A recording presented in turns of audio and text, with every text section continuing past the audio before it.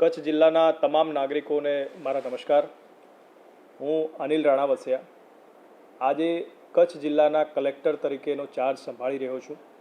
ત્યારે મને ખુશી છે કચ્છ જિલ્લાના કલેક્ટર તરીકે જોઈન થવામાં.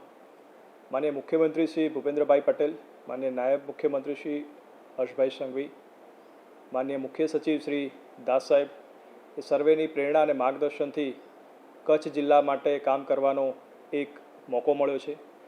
ત્યારે સર્વે નાગરિકોને મારે ખાસ જણાવવાનું કે મારો આશય લોકોનું હિત શેમાં છે એ ખાસ જોવાનું અને લોકોને જે પણ પ્રશ્નો નડતા હોય એને જાણી સમજી અને એના માટેના જરૂરી નિરાકરણ કરવાનું રહેશે. એના માટે હું સતત લોકોને મળતો રહીશ. અલગ અલગ એસોસિએશન હોય, અલગ અલગ NGO હોય, જે પણ સ્ટેક હોલ્ડર્સ હોય એ બધા મને ટ્રાન્સપરન્ટલી મળી શકે છે, પોતાની વાત રજૂ કરી શકે છે અને અમારાથી બનતા પૂરા પ્રયાસ કરીશું કે આપને જે પ્રશ્નો નડે છે એનું નિરાકરણ કરી.